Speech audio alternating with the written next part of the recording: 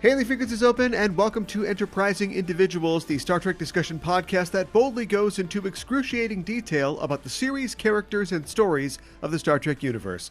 I'm your host, Aaron Coker, aka Caliban, and alright, you want the Beastie Boys all over this thing? Then do it, cowards. Give us Star Trek Cookie Puss. I'm joined in this episode once again by Gooey Fame. Gooey is a musician, a podcaster, and a game streamer, and is the co-host of the Virtual Theater podcast and the host of Gooey's Dungeon Dive on YouTube. He's also my co-host on the BackTrekking podcast. Gooey, welcome back to the show. Hey, I wish I thought of a good Beastie Boys intro there. Oh, yeah, we got to do one for each of us, BackTrekking style. That's okay. You can catch up later. My name is Gooey, and I'm here to say... Yeah. Or just spell it out, G to the O to the O to the... Okay, yeah, we get it. It's good to have you back aboard. And today we'll be talking about the third Kelvin timeline film, the 13th Star Trek feature, and as of the date of this recording, the last Star Trek film, Star Trek Beyond. After the titanic success of Star Trek Into Darkness, Paramount wasted no time in starting development on a third Kelvin universe film. But the universe the film would be released into, a post-Avengers, post-Man of Steel, post-Fantastic Beasts universe of franchise blockbusters, meant that Trek would face stiff competition at the box office. And one of those competitors would be the other Star franchise itself, which had returned in 2015 with The Force Awakens, with no less than former producer and director J.J. Abrams at the helm. In rebooting its cinematic franchise, Trek had done its best to get with the times. It strove to broaden its appeal and to capture the eyes and wallets of a new generation of filmgoers. Indeed, plans were already in motion to relaunch Trek on TV for a new audience and a new streaming platform. But as Paramount the studio resolved to compete with the deep pockets of competitors like Disney and Warner Brothers, they must have wondered what exactly it was that they were trying to accomplish. If the universe of the public's options was truly endless, then were they not striving for something forever out of reach? But we'll talk about that a little later in the show. First, Gooey, it's great to have you back on the podcast. It's always great to have you here. And before we start talking about Star Trek, like we do when you're a guest on this show or when we're hosting BackTrekking, I thought that we could talk about something else that comes up a lot on BackTrekking, and that is the topic of video games. That's what I expected. we are going to be talking more later today about the reality of franchise media and blockbuster entertainment, but video games, which are a bigger industry than movies, video games have their own issue currently with franchise bloat, I guess you could say. You've got a similar problem to movies where every game is either a $300 million AAA game or it's a one-man indie. And consolidation, that is like big studios buying up smaller ones, is endemic as well. We see that in Hollywood. Where do you see this all leading in the world of video games? Oh, man. I don't know. Because it's interesting because there are a lot of those small studios, and you are seeing kind of all, like you said, all the mid-level ones going away. But it is wild how many, like my girlfriend McKenna is part of this group called the Indie Game Collective, and I'm always seeing from her like some new indie game that's being previewed like all the time. There's so many of those. And I'm just basically agreeing with you. I just basically observe that there's a lot of those, which there's a lot of great, innovative new games, and then a lot of the big blockbusters, but there's only like a few holdouts as far as those like games that can bring you that like not AAA experience. Like, honestly, the really good games, I think, the really good games are from those mid-level studios that are making nice, like, tight 10-hour games, but you're seeing that sort of disappear. Yeah. And a lot of the indie game developers are making games that are like retro in nature, like side scrollers or like retro FPSs, first person shooters.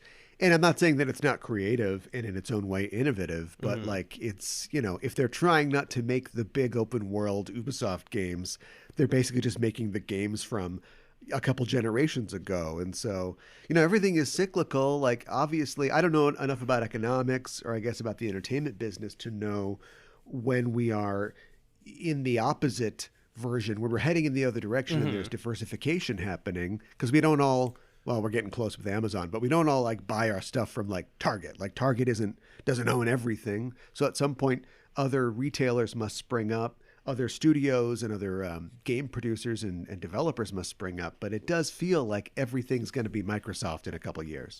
Yeah, I will say, like, they're in the crop of that stuff. There's always like a lot of, I think, fresh, new, like, cool ideas. But it just, I think there's such a, even from that level, there's such an oversaturation. You know, that's hard to figure out.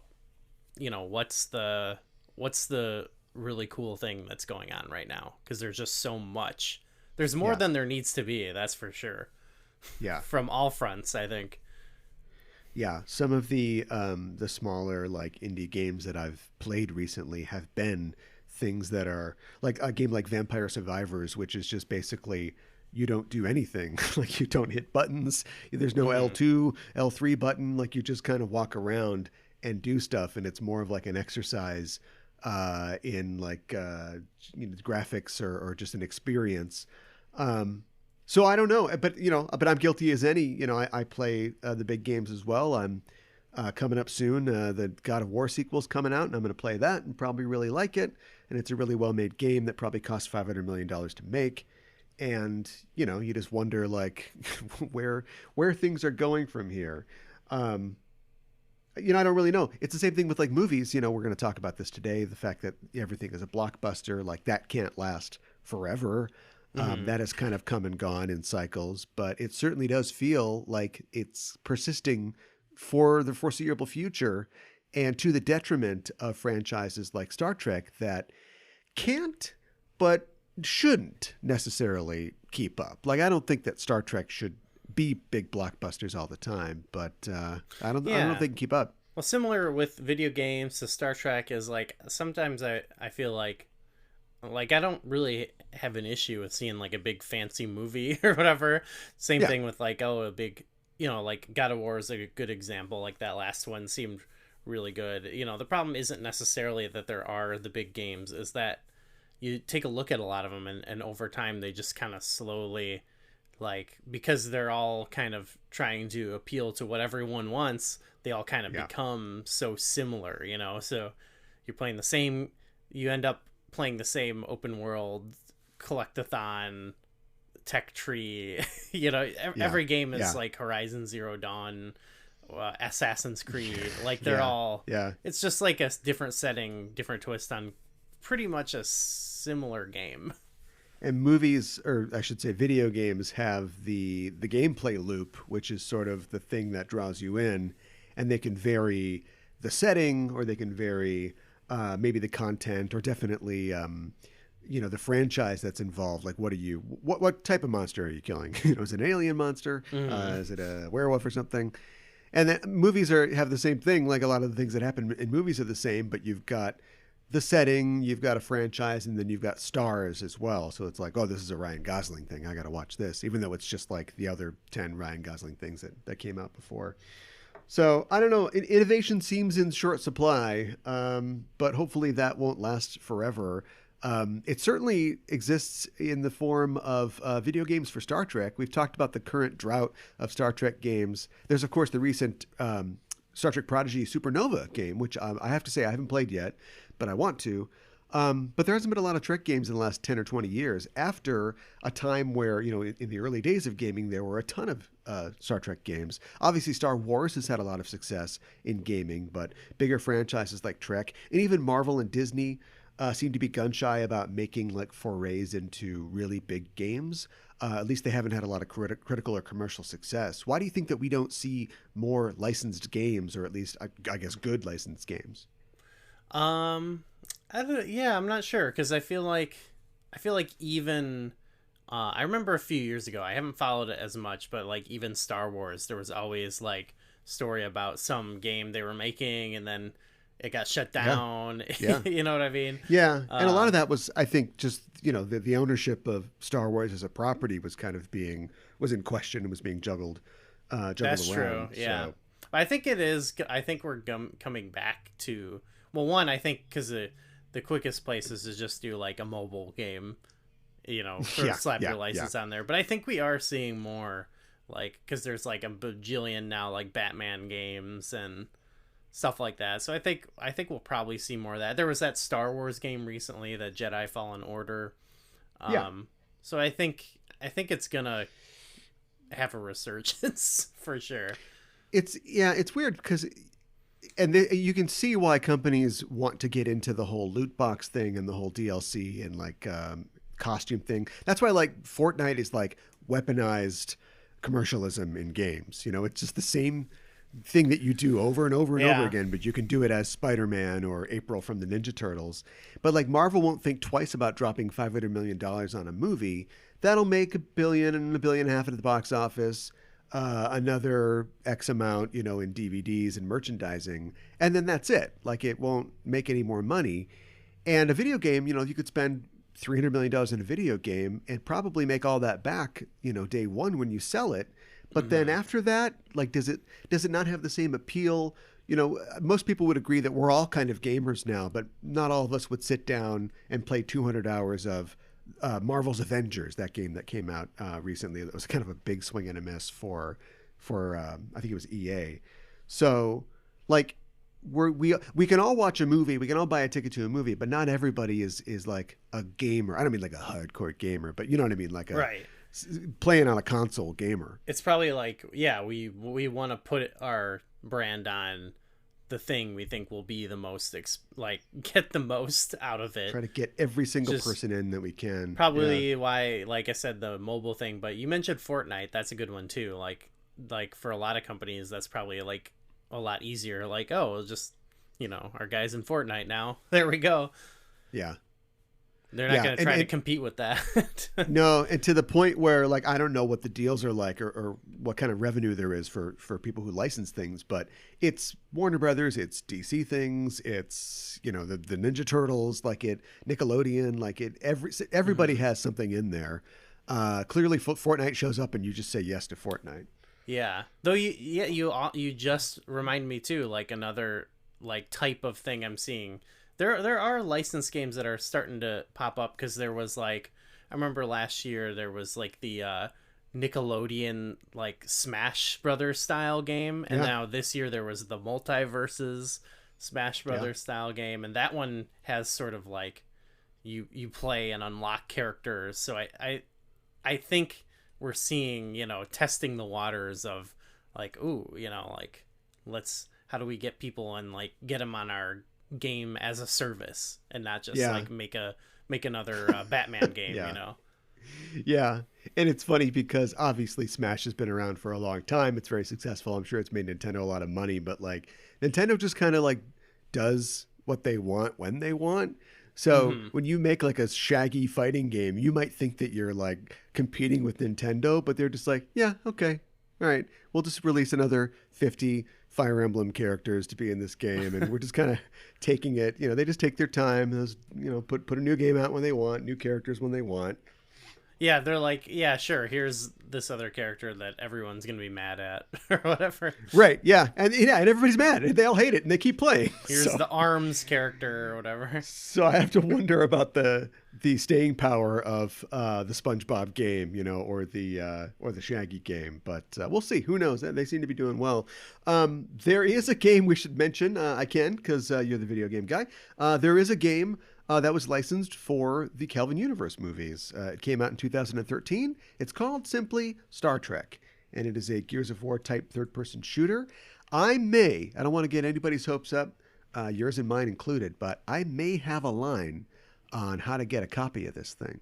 Oh my gosh. Yeah, I've never ever played this. I've always wanted to try it, even though it's been bad. Unlisted. Yeah, and in this day and age, like older games, like the old Interplay games, you could probably find them because they're just what they call abandonware. Like you could just get them online.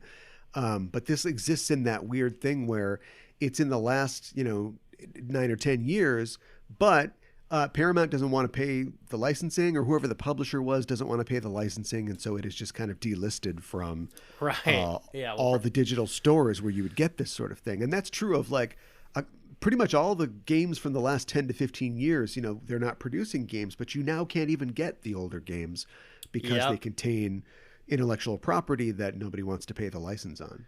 So that's a better answer. So maybe Trek does it to themselves. Yeah, they do it to themselves. That's a better answer to your question of where are things going. It's like, well, we probably won't even be able to play half the games we're talking about. Yeah. Well, anyway, we'll see. I'll let you know about. And it's a 2-player game, so I'll let you know if I can get a handle on that.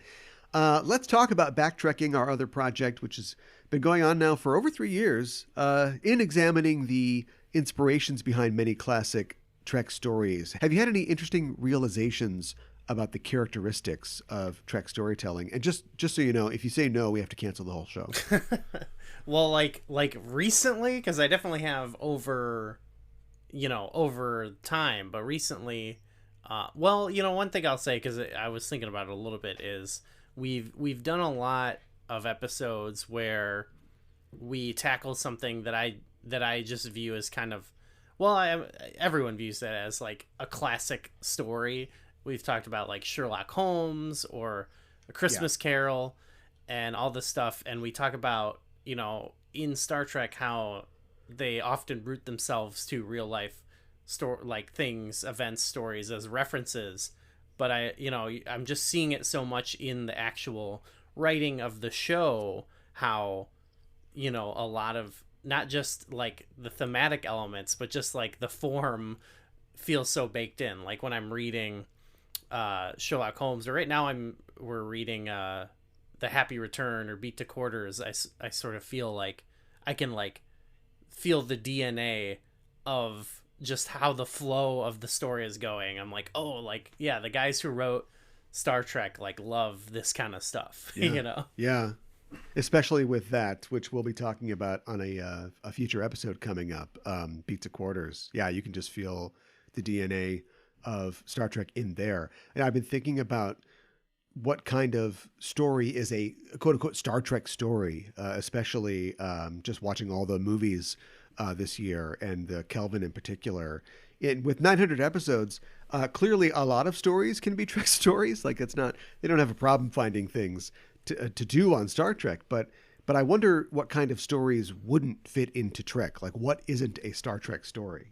Well, there's definitely some we've talked about, and you mentioned a lot in the horror episodes we did for like last month, how like it just inherently feels different. Like the way Star Trek tackles certain subjects or themes or whatever just doesn't really work as well as like kind of the source material or like the thing we're comparing it to. So I do though, I think that's somewhat true, but I always respect Star Trek for trying to go out of its comfort zone and like try a little horror, try a little comedy, like I definitely like the variety, even if they're not, there's definitely a few types of stories they more excel at telling for sure. Yeah. But even like those horror stories, like if you're basing it on Gothic fiction, or something like Poe or something, the structure of those stories and the kind of like general like moral universe that those characters exist in, that is all reflected in Star Trek. Star Trek is those stories. It's just hard to do like ghosts and goblins and sort of that's the true. kind of scary like bummer endings of some stories of that era. But otherwise, just having like a character who's trying to figure something out, and then there's some kind of twist and they learn some kind of lesson. Like that's Star Trek.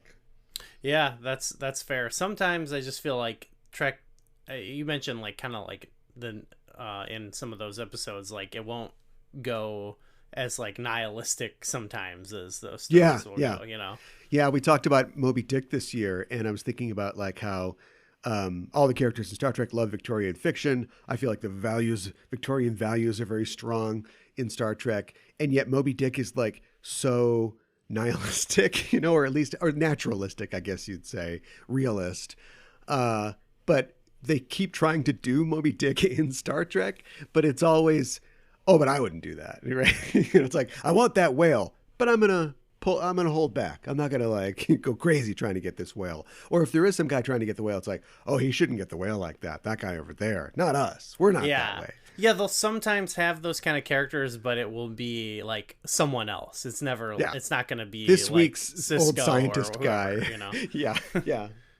Yeah, or if it is Cisco, it's just like one episode, and it's the episode everybody remembers where he gets a guy killed. True, yeah. Yeah. Yeah, or like Dax will go off and like kill some guy, and everyone will shake their heads like, I disapprove. But, it's... I love it, yeah. When Dax murders a bunch of people, and Cisco's like, I'm disappointed. You were supposed to hang out and play chess with me on Tuesday. You went and killed a bunch of people. Now you're a instead. murderer? All right.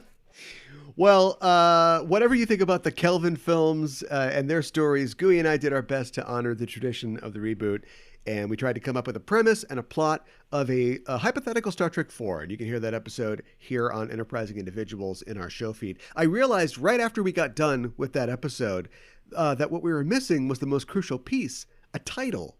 We didn't come up with a title. What would be the title for our Star Trek 4? Okay? So there's with the new Kelvins, there's Star Trek. They're kind of like sentences or phrases. Yeah. Star Trek Into Darkness. That's horrible. Yeah. Star Trek Beyond.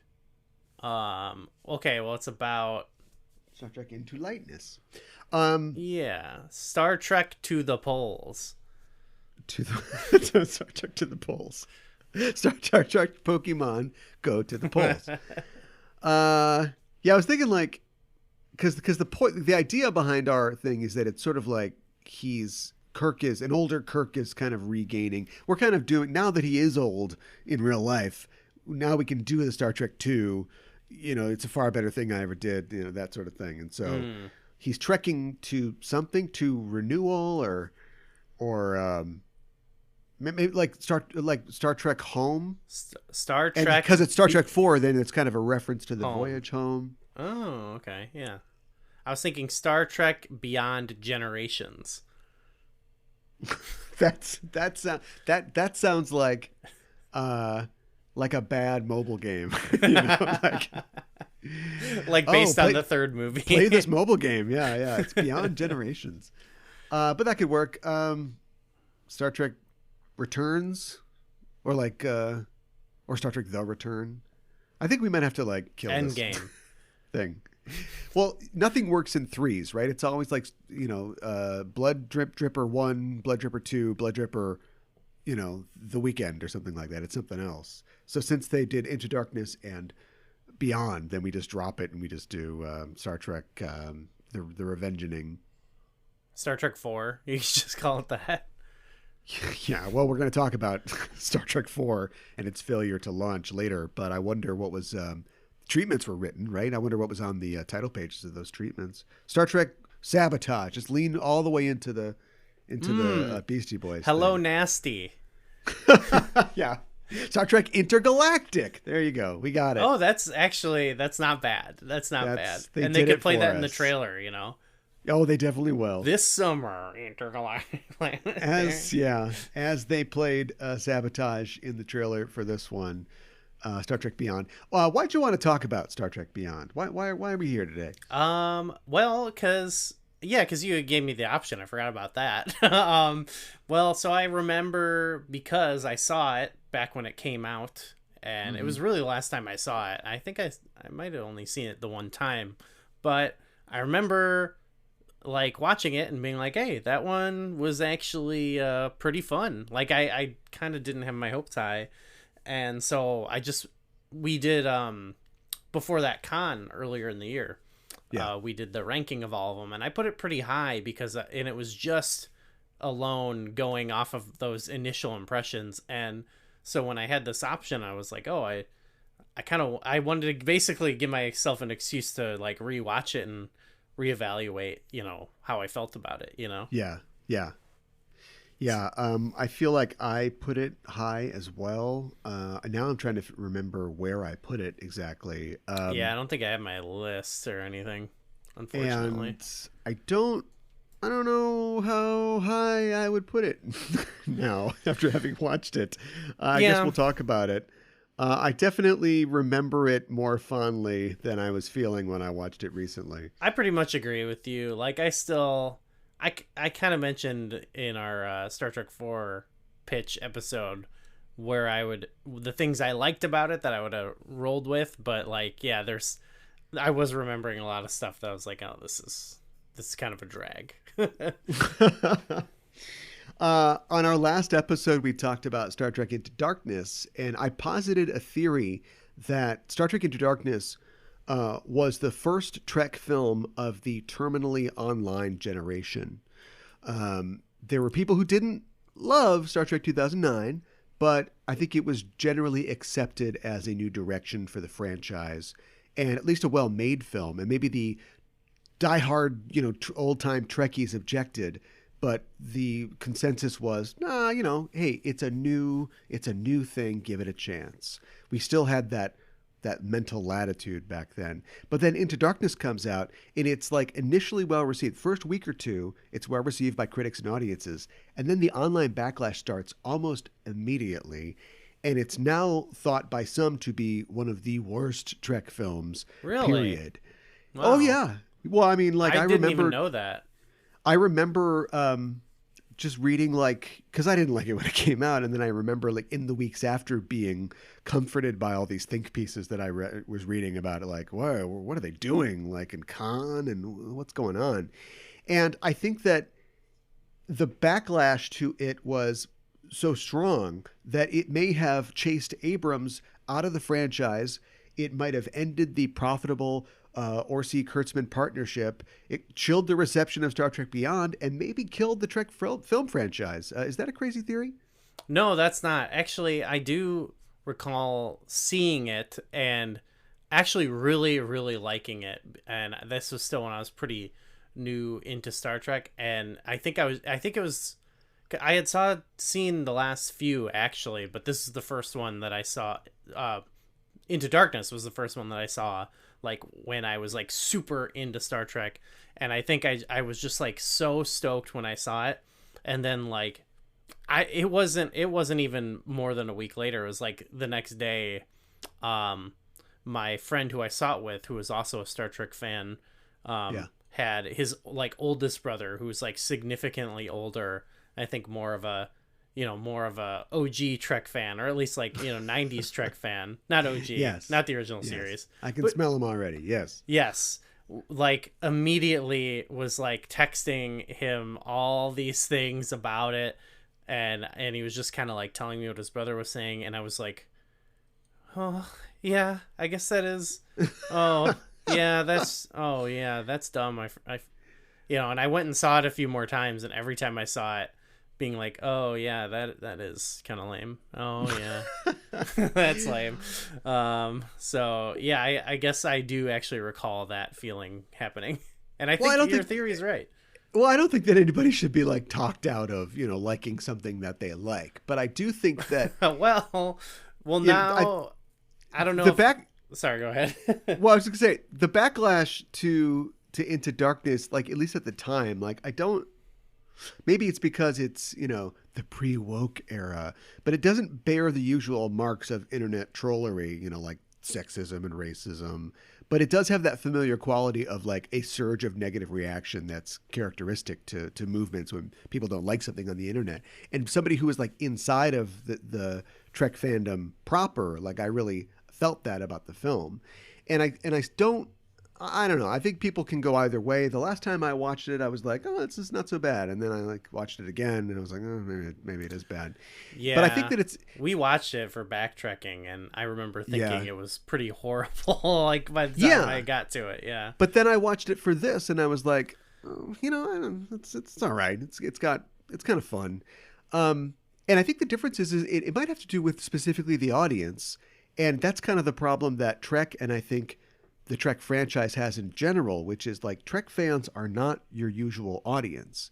And I think that they know that. I think that that's why the Kelvin movies exist, because they knew that the way that you make film, I don't think they need to spend like $200 million on these, but they're going to. And so that way, for that reason, they have to get as many people as possible and not just Trek fans to watch these things. And like, when I go to a Trek movie, there are things I expect. I expect that it's going to try to teach me something. I expect that our heroes are going to be intrepid, but are going to show mercy, that, they're not going to be warmongers. There's going to be like science fiction elements. And those things aren't they're kind of in these films, but these films are more kind of like, rah-rah action movies. And they also contain a lot of things that don't that are replicator questions, when you're standing in front of the replicator after the movie's over and you're like, wait a minute, like Star Trek Into Darkness completely falls apart. It is a house of cards when you start thinking about anything. And a lot of things in this movie are the same way. Like they just happen to be carrying the half of a weapon that they're going to give to these little guys that then Idris Elba needs to do the thing. And the lady's got it in her head and they just completely fall apart. And if you think about like Justin Lin going back to the Fast and the Furious franchise, nobody expects the Fast and the Furious movies to hold together. Like you just watch them and they're awesome and that's great. But like, I think a lot of the audience expects a Star Trek movie to kind of make sense, even though it's a goofy sci-fi thing. And like these movies don't really. And so I think that throws a lot of people off.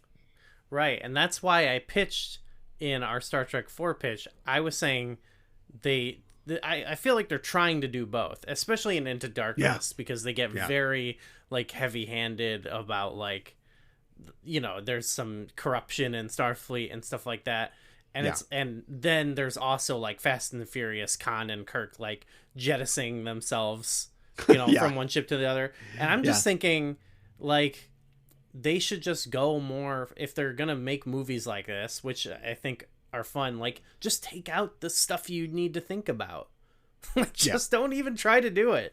Like I get they're so like I agree with what you were saying, like it probably will split the audience, but I feel like that's gonna happen no matter what, I suppose. I mean, they have certainly done that. The Star Trek 2009 has a big plot point circling around a lightning storm in space, and it's like this is a franchise that will never miss a chance to create some technobabble word for something. And clearly when they were writing it, they're like, it doesn't matter. It's lightning in space. That'll make Kirk go, wait a minute. I was born on the day that a lightning storm happened in space. I'm the man for this job. They just made it as easy as possible to hook everything together. And that's all well and good. These movies have always had the handicap of not being based on a show that we all saw in reruns for our entire lives before they started making movies about it. It is based on the movies that were based on that show. But that's a different question. I, like all of us, have consumed a lot of franchise media now more than I ever have. And there were some parts of the film that, I don't know, there were some parts of the film that felt kind of formulaic for me and kind of prosaic. And I don't know if it's just how you write a franchise movie these days, like we said, like making it as easy to understand as possible. Some of the film was written by the guys who are writing The Rings of Power, which is a show that I really like, but I'll admit that it has some really lame, like on-the-nose dialogue sometimes. Mm-hmm. So I don't know if that's just the people creating it, or if that's, if it's a bug or a feature, if that's the future of the franchise, that's what we want here. A franchise that's based on another franchise and is maybe kind of running out of steam.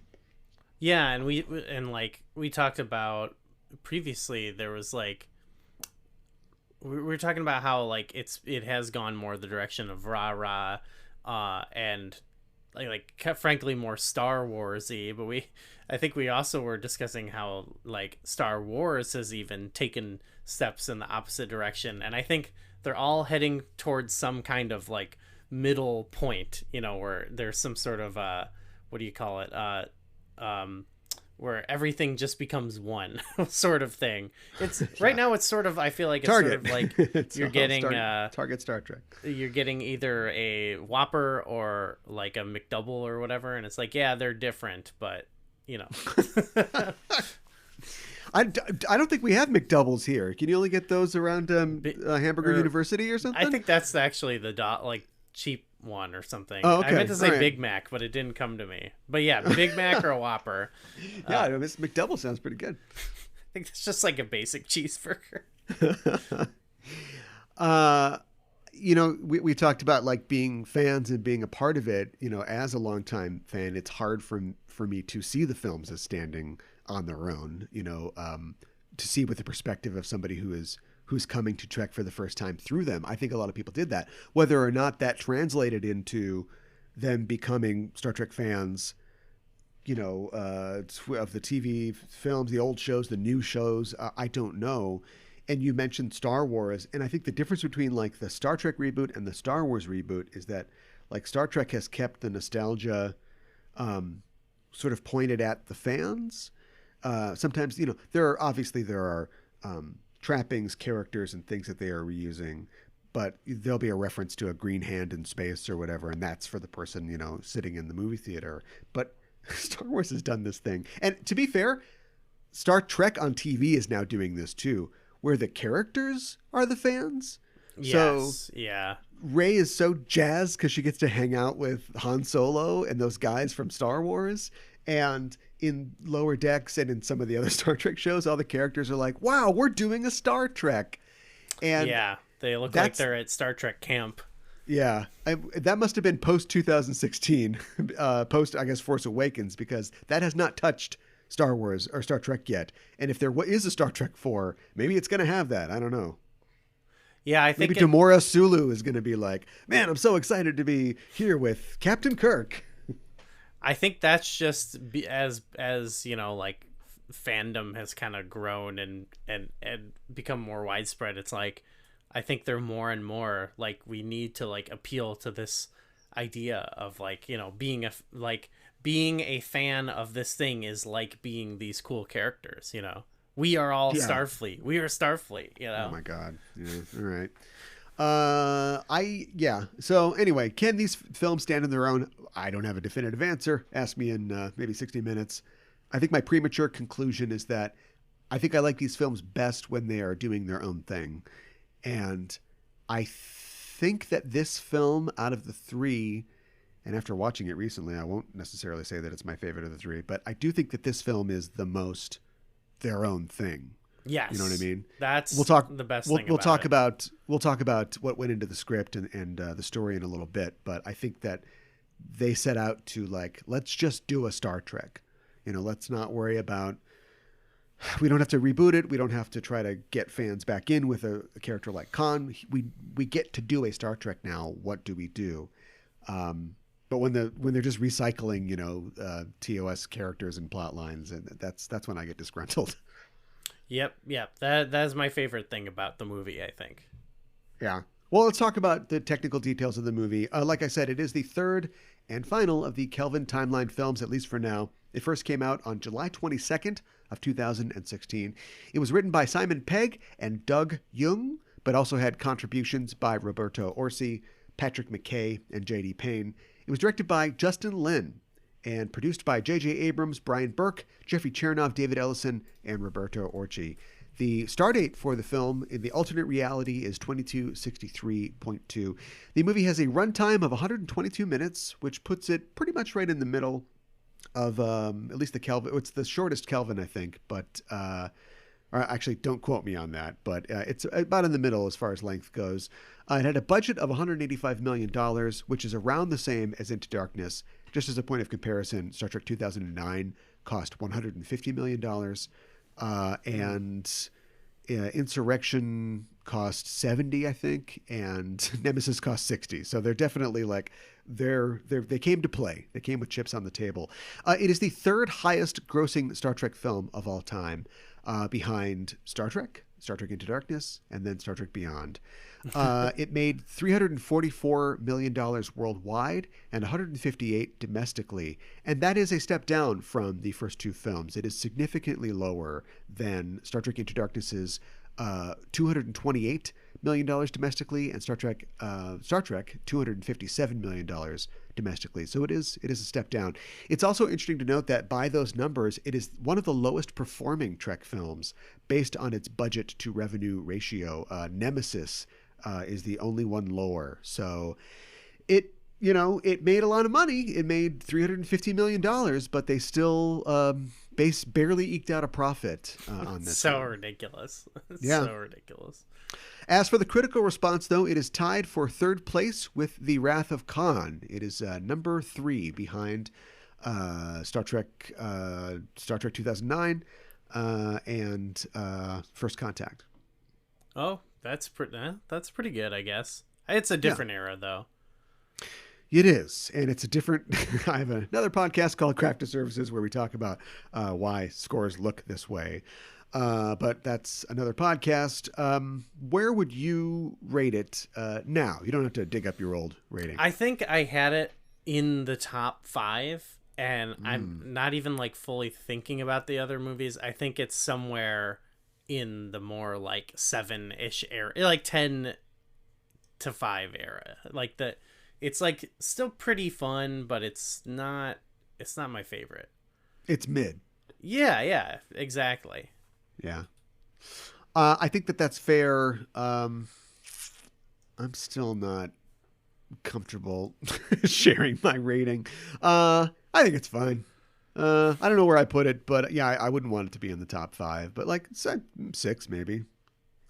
It's a fun movie. Yeah. It's like, yeah. I just like did a quick one in my head. Like, it's probably like 8 or 9, to be honest. Okay. You know, it's starting to slip down. It reminds me of some of the other ones that are like kind of the mid ones, but I think those I just like better, like some of the older ones, because of, you know, I just prefer that sort of movie over it. It depends on your mileage for clever or not so clever callbacks to the old franchise and wacky Three Stooges type comedy bits, because I am really big on the second one, so Star Trek V is way higher than it should be on my chart. But I am not so much into the, hey, we mentioned a great green hand, so maybe Beyond is a little lower than it rightly should be. Fair. So. Yeah, that's fair. Okay, so let's get into it. Let's talk about what we're talking about, Gooey. Can you give us a 25-word synopsis of the film? Oh, man. I was like, am I going to have to remember like what really happened? So they're use adverbs. Out on the 5-year mission. Yes. The crew gets a distress call from a planet. I think it's a distress call, and a mystery surrounding the guy on the planet. I don't know. Yes, that is exactly what happens in the film. A good synopsis for that reason. No spoilers there. Yeah, that doesn't give anything away. It's true. I can just see you in a Hollywood pitch meeting, and they're like, "Yeah, you got to tell us a little more, though. Like, who's in the movie? Yeah, it's a guy." Well, you don't know for a while. Like, even knowing who the guy is, though. I was like, "Who is that?" But you do. Yeah. Don't you? Because you know that we all know that Idris Elba was cast in it. I consider this. Oh, we're jumping right to the end. I consider this to be like a reverse Khan moment, in that it takes them the entire film. Literally, we're in the last act, the last foot chase that all the Kelvin films have to end in. Yeah. And they're ready to go out after him, and somebody left the TV on, and Uhura's like, "Hey, is that the guy from Luther? I love that show." Like, that's how they peg him, and then he's like, "Oh, that's him. That's Edison." And just like Khan, they're like, "We don't know who Edison is." So they have to look, they Google him, and they go, "Oh, this was his ship. Okay, let's go get him." Like, it's the same thing as the Khan thing. They just saved it for the end instead of having the entire movie like revolve around it. So maybe that was a smarter thing to do. But it's still a situation where our characters don't know anything. They don't know who this guy is. It doesn't matter to them at all. And it's not really a reveal for us, the audience, because we see Idris Elba's name in the credits. Like, we know he's going to be in this thing. I thought that a way to kind of fix that, and again, we're skipping right to the end, is that it should have focused on him more. It made that dumb movie mistake of trying to put him in a mystery box. And if it had opened with him, like with Sybok on, Star Trek V, who's this Sybok guy? Interesting. Let's see when he comes back. If it had opened with the crash of the Franklin, like on this planet, and seeing Idris Elba and lose his crew and go through all this stuff, then we meet a vampire guy. Later on, we learn the vampire guy is Edison. Then maybe we're more like, okay, I think I can kind of like identify with this guy a little bit, but we never get a chance to identify with him. He's literally like sucking people dry. Or he could have just like looked like Idris Elba. I don't know. Yeah, I don't know why he has to look like a weird alien, but it's Star Trek. Let's talk about how maybe they got to that decision-making point as we talk about the development of the film. Paramount wanted this third film really quick, and specifically they wanted it in 2016 because that was the year of the 50th anniversary of Star Trek's release. So they got right on it. They were not going to have J.J. Abrams on this one because he would be working on The Force Awakens, but he would be producing the film through his company Bad Robot. And the story of the film took a while to come together considering that they had less than 3 years to make it. In August of 2013, writers Zach Stentz and Ashley Edward Miller pitched an idea to J.J. Abrams with the idea of an antagonist who was, quote, more a noble adversary a la Balance of Terror than just another Khan. That idea would also involve a Dyson sphere and an ancient Lovecraftian menace to the galaxy. So maybe that's where the idea for Yorktown came from, and vampires, I guess, or like a swarm of something. I don't know. In December of that year, it was announced that screenwriters J.D. Payne and Patrick McKay would be writing the script with Roberto Orci. And this is it. This is where the dream team parts ways. Alex Kurtzman would depart to write Amazing Spider-Man 2, and Orci was not invited, but he had something else in mind. At that time, J.D. Payne had said that they were trying to come up with a classic Star Trek storyline. He said, quote, an opportunity that the crew has that also has some pitfalls to it. It's sort of the Adam and Eve thing, where should we eat the fruit or not eat the fruit? We never got to see their treatment or draft, but it was later intimated by Orci that it would have involved the Enterprise, a Vulcan ship, and a different alien ship all competing for a time travel artifact that somebody would be using to try to restore Vulcan, bring the planet Vulcan back. And Orci also said in a later tweet that the plan would be to have Shatner and Nimoy reprise their roles as, get this, old Kelvin Kirk and Spock. Oh, interesting. The older versions of this timelines. Interesting. Kirk and Spock. Yeah. Okay, sure. So you can tell that they held on to, you never throw an idea away in Star Trek, you never do. And so we've got time travel and Star Trek 4 being intimately related up until the point that they're just not going to make Star Trek 4. Orci wanted to direct. He was adamant that he would get to direct this picture. He had never directed a film previously, but with Bad Robot's support, he got the job with Paramount. However, in December of 2014, he stepped down from the job and remained a producer on the film, and no one knows why, but the rumor is that the script sucked. And of course, there's the whole he never directed a movie thing. After that, a few names were tossed around. Yeah, I mean, Alex Kurtzman found out the hard way that sometimes that's how you don't direct a movie if you haven't directed a movie before.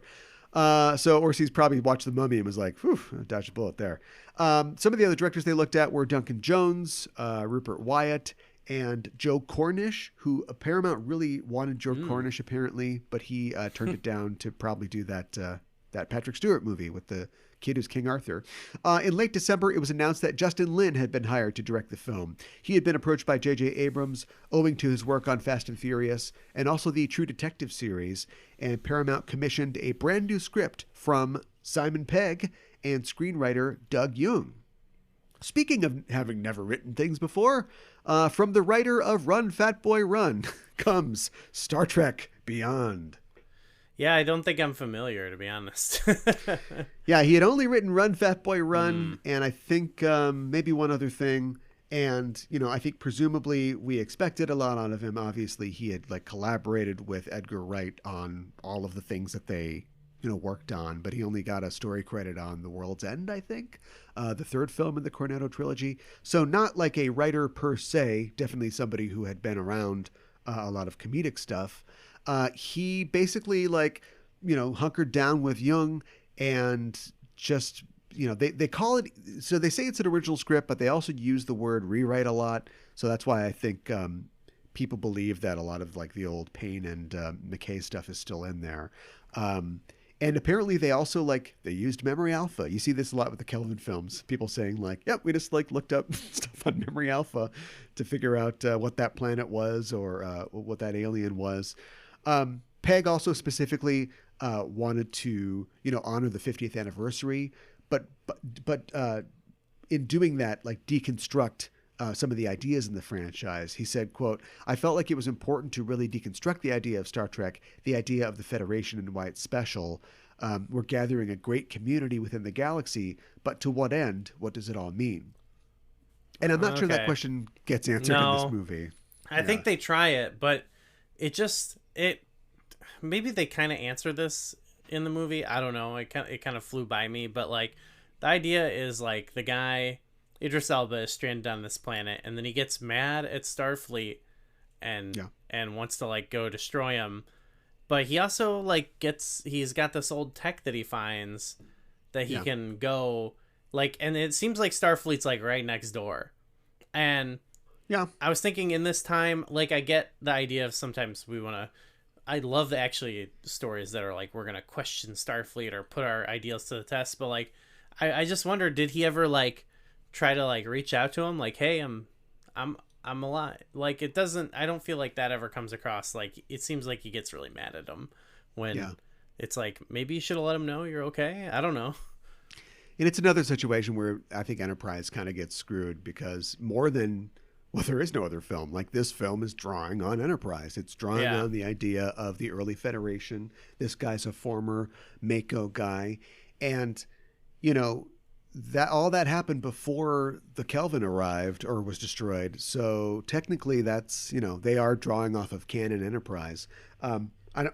The Franklin was created for the film. Like Archer never mentions like the Warp 4 ship that preceded the Enterprise, but you can get the idea that it is, you know, kind of a ship of that nature.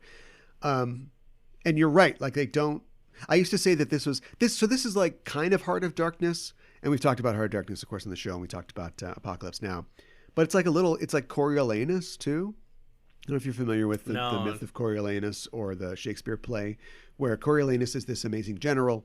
He fights for Rome and defeats all of Rome's enemies. And then Rome basically makes up an excuse to like get rid of this guy because we don't want this guy anymore. Like his job's done, right? So then Coriolanus goes out and makes a deal with the Visigoths, you know, and all the tribes that he pacified, and then like marches back on Rome and is like, "How do you like me now?" Right, and, but he was never exiled in this, right? Like it was an accident. He was just like, "Oh, why didn't they come look for me?" Yeah. It's like that's like, you know, like I get it in like Khan's case, you know what I mean? Where he's like, you just kind of dumped us here. He is a Khan. You clearly dumped us on this planet, but here it just doesn't make sense. You know, it's like you were in an accident and they didn't find you. Like I get that, you know, not every character. I don't know. Characters can be wrong and stuff. It just seems really dumb to me, you know. Yeah. It's like a fake way to question Starfleet. It doesn't feel real. Yeah. And to make him, I think you're right. I think that it is drawing on themes that are used in the franchise, but doing it in a shallow way. You know, the idea that he was one of the guys who, you know, had to get his hands dirty, you know, in the early days, but now he's literally a dinosaur, and they don't need people like him anymore. But like obviously Starfleet would be like, well, let's give you a new job. Like, what do you want to do? Like they could definitely find something for him to do. But as a warmonger and as a person, like he is, you know, he's distasteful to the people of the Federation. Yeah. And he never tries to become or do anything other than that. Here's a character that we never went anywhere with, and maybe we should have, but we wouldn't have a great director. Thomas Riker. This reminds me of Thomas Riker. Okay. He gets stranded. Nobody ever comes back for him. He initially returns to Starfleet and just says, yeah, I'm going to serve in Starfleet and I'll just be Thomas Riker instead of, you know, William Riker. But then when he comes back, he is part of the Maquis. And it's really only because the Maquis are like the, you know, misunderstood bad guys on DS9 and we wanted to have Jonathan Frakes on. But I don't know if anybody's ever dug into, like, is he part of the reason that he's joining the Maquis is that he has a resentment against I did get that idea, yeah. Yeah, okay. Yeah, I guess it's not really ever stated, but it does seem like that's something he would maybe, I don't know, it's not like a resentment like I want to destroy Starfleet, but like, and maybe, you know, maybe just makes him question, you know, what he really values, you know. You don't know everything that you think you do. Yeah. And yeah, I think there's an opportunity in this movie to have that come across with that character. Like all the things you're saying logically about him. Like, I actually like that aspect that he's a former Mako or whatever soldier, and how that, you know, it's a different Starfleet in a different era, and I just don't think they like fully communicate that very well in the movie. No, because he's just a mean dinosaur for the entire film. Yeah, he should just be like a regular guy, and they should like talk to him in the movie. Like, actually examine his character instead of like get the last minute lore dump, and he gives a little speech that you're like, it's like unearned. It feels unearned when you get to the end of the movie. Yeah, that's why in our Star Trek 4 treatment, we have them meeting Klingonified Chris Hemsworth very early. And so he can be there, and he can bounce his ideas off of Kirk, and likewise. Right, yeah. Yeah, totally. You got, like, I don't know. You said it earlier, like, they have to, like, mystery box everything. So, like, this character, it's like you don't need to do that. What keeps the character interesting is you learn and see it develop, instead of, like, the development is just you, like, figuring out the mystery of this character. That can be fun sometimes, but, you know. Yeah. You know, like in Star Trek 2, a guy walks in, he's got a weird mask on, he takes it off, it's gone. Now, listen, check this out. What if he kept the mask on for the entire movie and then just pulled it off at the end before his ship blew up? And no one else ever met him, actually, before. Yeah, nobody ever knew what his name was. It didn't matter. Yeah, he just winks at the camera.